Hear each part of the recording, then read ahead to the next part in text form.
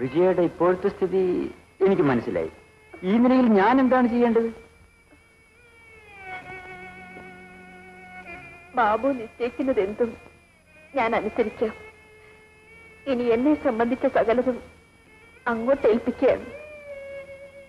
മറ്റൊരാളോടും ഒന്നിനും അനുവാദം ചോദിക്കേണ്ട കാര്യം എനിക്കില്ല. എന്ന് വെച്ചാൽ എന്താണ് ഉദ്ദേശിക്കുന്നത്?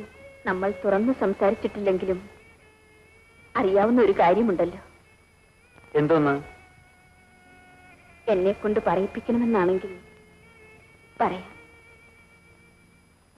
ഞാൻ ബാബുവിനെ സ്നേഹിക്കുന്നു. ഇപ്പോൾ ആശ്രയമില്ലാത്തവളായി. പ്രേമത്തെപ്പറ്റി സംസാരിക്കാൻ ഇത് അവസരമാക്കണം. വിജയുടെ ഇന്നത്തെ ചുറ്റുപാടിൽ എന്നിൽ നിന്ന് എന്ത് സഹായമാണ് വേണ്ടതെന്ന് പറയൂ. വിജയെ സഹായിക്കാൻ ഞാൻ തയ്യാറാണ്. പ്രേമം സഹായമല്ലല്ലോ. എനിക്കൊന്നും മനസ്സിലാകുന്നില്ല. ഞാൻ വിജയെ പ്രേമിക്കുന്നുവെന്ന് എപ്പോഴെങ്കിലും പറഞ്ഞിട്ടുണ്ടോ? ഇല്ല. നാം കൂടെ കൂടെ കാണാറുണ്ട്, നേരം പോക്കിന് സംസാരിക്കാറുണ്ട്. ഒരു ഗേൾ ഫ്രണ്ടിനോട് സംസാരിക്കുന്ന രീതിയിൽ ഞാൻ പല തമാശകളും പറഞ്ഞിട്ടുണ്ട്. അതിലപ്പുറം എന്തെങ്കിലും ഉണ്ടായിട്ടുണ്ടോ? ഇല്ല.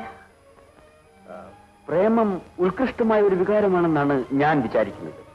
അത് ദിവ്യവുമാണ്. എനിക്ക് വിജയോട് സ്നേഹമുണ്ട്, പ്രേമമില്ല. ആശ്രയമറ്റ ഒരു പെണ്ണ് അങ്ങേ സ്നേഹിക്കുന്നു.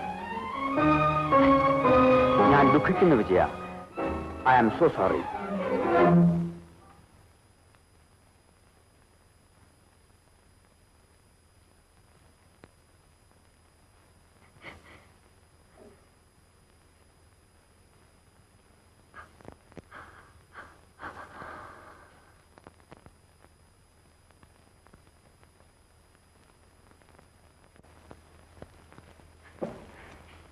എല്ലാം സംസാരിച്ചോ? സംസാരിച്ചു, തുറന്ന് സംസാരിച്ചു. ഞാൻ എന്റെ മനസാക്ഷി വഞ്ചിക്കുകയില്ല. ദാ കുടിക്കട്ടെ. കുഞ്ഞിന് മനസ്സിലായി ഇദ്ദേഹത്തെ.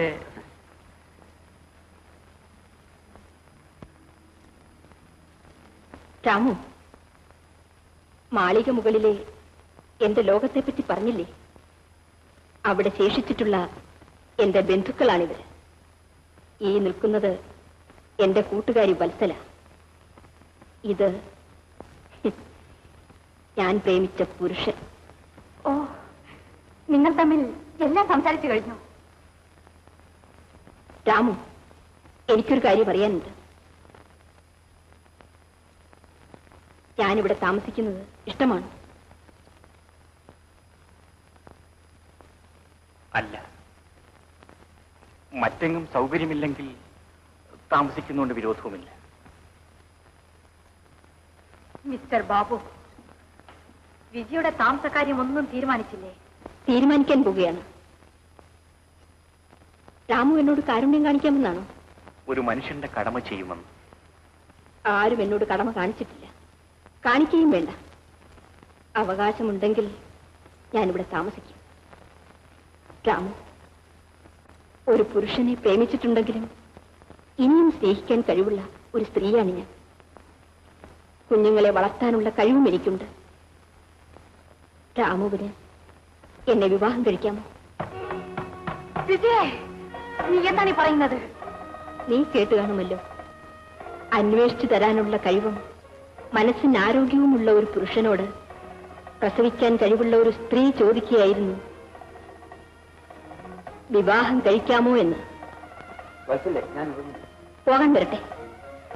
നിങ്ങൾ എന്റെ ബന്ധുക്കളാണ്.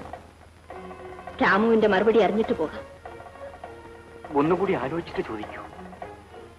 ആലോചിച്ച് തന്നെയാണ് ചോദിച്ചത്. വിവാഹം കഴിക്കാൻ ഞാൻ തയ്യാറാണ്.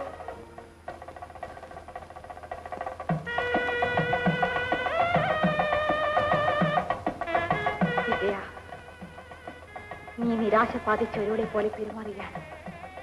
എനിക്ക് ആശയുണ്ടായിരുന്നു. നീ ഒന്നും പറയേണ്ട കൂട്ടുകാരി. ഇന്ന് രാത്രി ഞാൻ എന്റെ ഭർത്താവിന് കിടക്ക വിരിക്കും.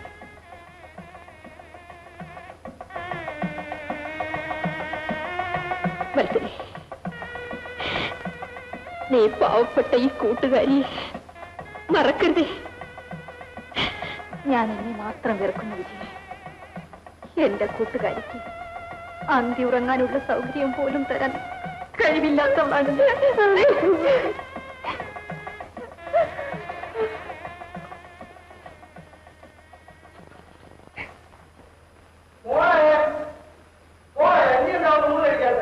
വിശ്വസിച്ച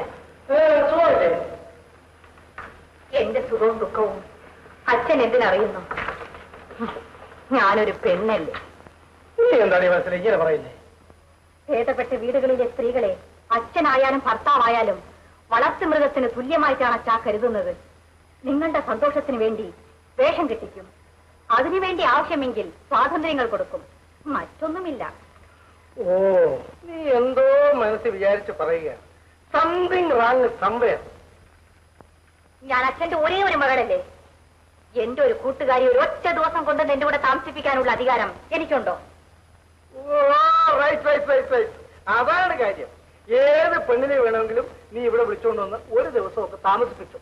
പക്ഷെ ആ മേനോന്റെ മകളെ മാത്രം ഇവിടെ താമസിപ്പിച്ചുകൂടാ. നമ്മുടെ ശ്രീധരനാർക്ക് അതിഷ്ടമല്ല. ഈ വീടിന്റെ അധികാരം എന്നു മുതൽ കാണും ശ്രീധരൻ നായർക്കായത്? നോ നോ നോ നോ കുട്ടി, ഓർഡിനറി സബ്മിഷനൊക്കെ മതി. ഞാൻ അസാധാരണമായിട്ടൊന്നും പറഞ്ഞില്ലല്ലോ അച്ഛാ, പറയുകയുമില്ല. ഞാൻ പെണ്ണല്ലേ. പെണ്ണ് കാര്യം പറഞ്ഞാൽ അഹങ്കാരിയാകും. അന്യരെ ദ്രോഹിച്ചുണ്ടാക്കുന്ന സ്വത്തിൽ സുഖവും സന്തോഷവും നിലനിൽക്കില്ലെന്ന് മാത്രം അച്ഛൻ വിചാരിച്ചാൽ മതി.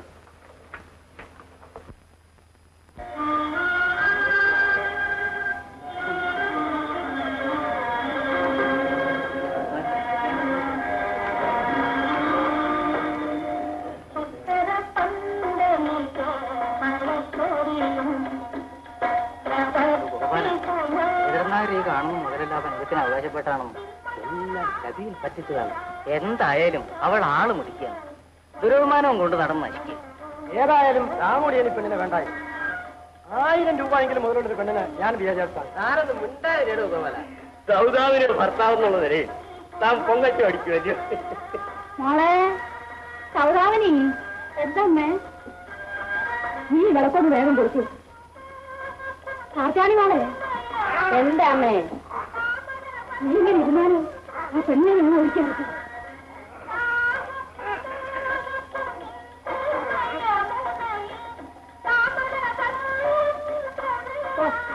ഇതിനും വേണ്ടി ഒരിക്കാൻ എന്തോന്ന്?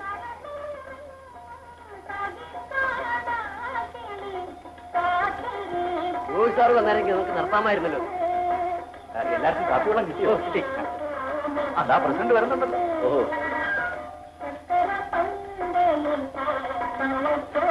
എന്താ രാമു, ഞാൻ വരാൻ താമസിച്ചു. ഇതിന്റെ സമയത്തിന് എത്തി.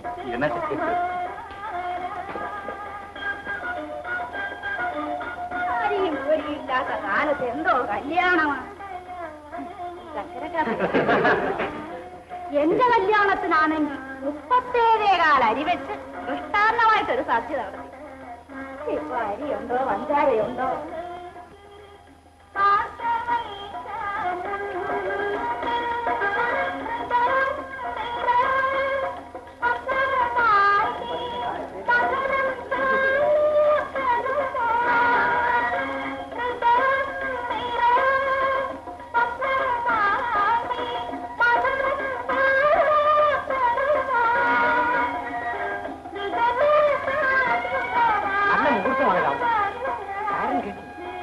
തൊഴിലാളികൾക്ക് ശംഖനാഥം പോലെ മംഗളമാണ്.